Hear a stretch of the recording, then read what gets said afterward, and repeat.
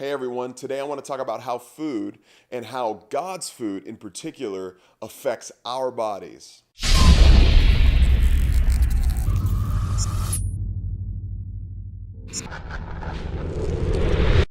Okay, so let me give you a scenario. You rolled out of bed this morning and your head wasn't feeling as good as you thought should feel when you normally wake up, right? So you've got a pretty big headache and it's shooting down your neck. What's the first thing you do?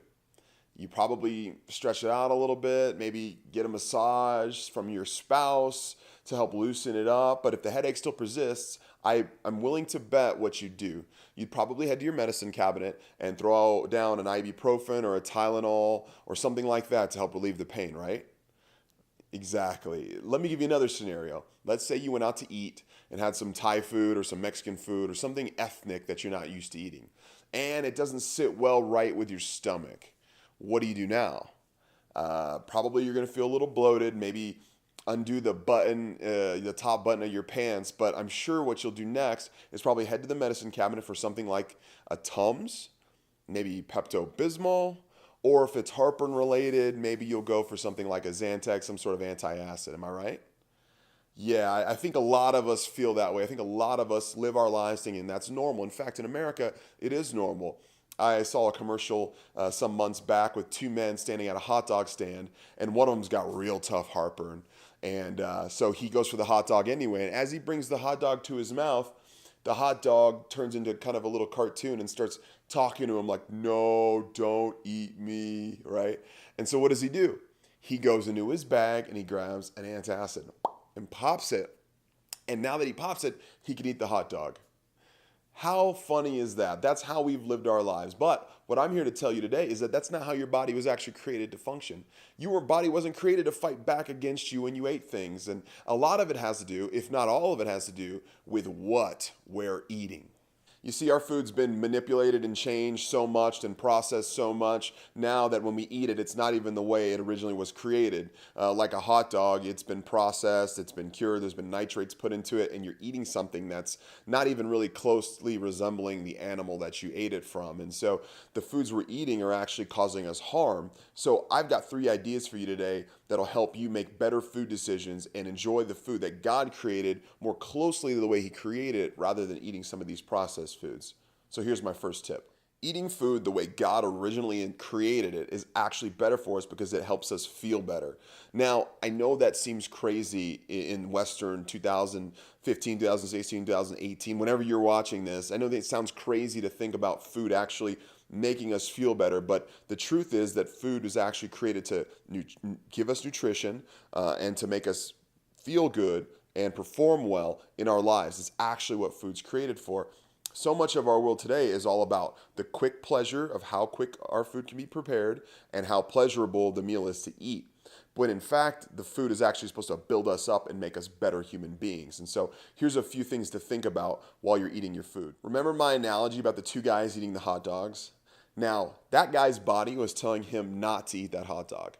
Here's a fast tip for you, and I don't know how bright you need to be to get it, but if your body tells you not to eat something, you shouldn't.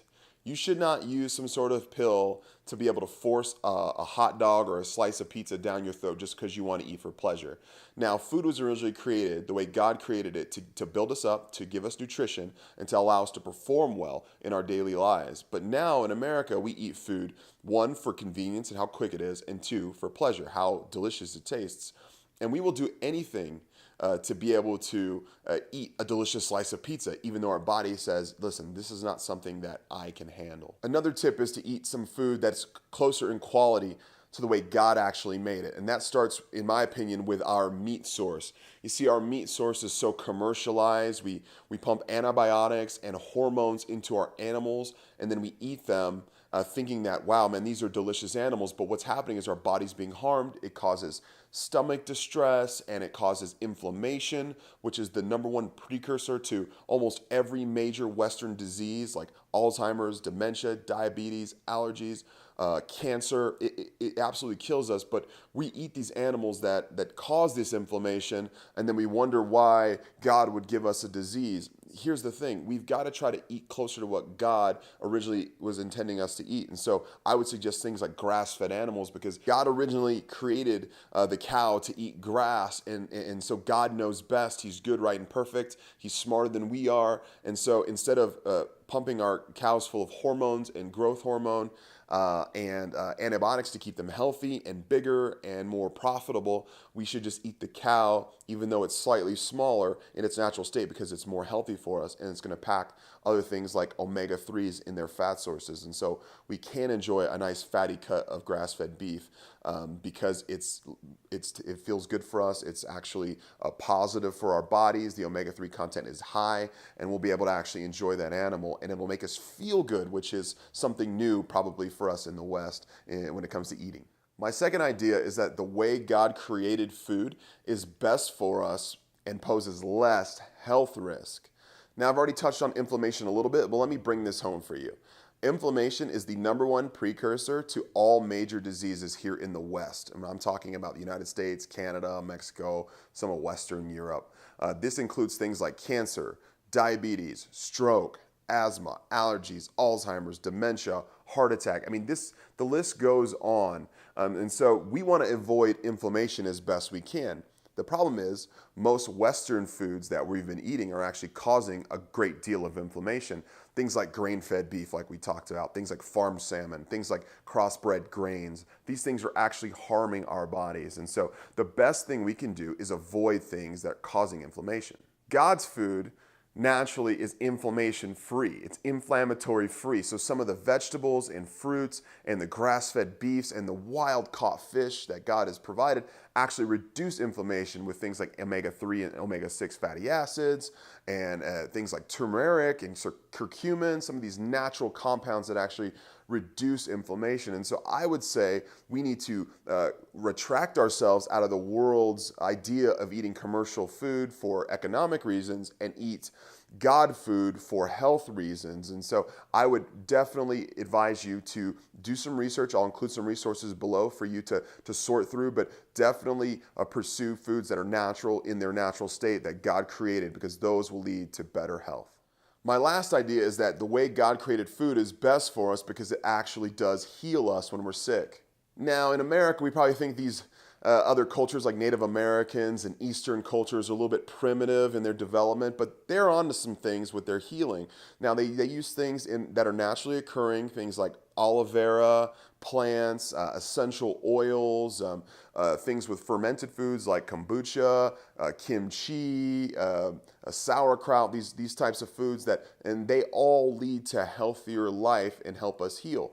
And so what we need to do is take a page out of what they're doing and begin to implement how we can use the healing things that God has put in our earth to help us feel better, act better, and heal us from sickness altogether. The coolest thing I think that God's done in the world that I think a lot of people don't really attribute to God is something called adaptogenic herbs. Adaptogenic herbs are these plants that are placed around various parts of the world that help us adapt to our environment. These things help us combat the environment's stressors. And so they're anti-stress, anti-depression built into the world. And so we should absolutely take advantage of these things. In fact, myself, I use rhodiola in the morning to help me relax and focus and be ready for the day. But the point is that God's put these plants all around the world to heal us, to help us, to grow us, and we should take advantage of it rather than relying on Western medicine and pills and antibiotics and penicillin to help us feel better. So those are my 3 ideas for how the way God created food are actually better for us. So please feel free to use the questions I've provided below. I'll provide some resources for you to do your own research with. And in the end of the day, I believe that God created the world, good, right, and perfect, and that the way He created is the best way. And so what we want to do is utilize the earth to the best of our abilities to enjoy it and enjoy Him for everything He's done.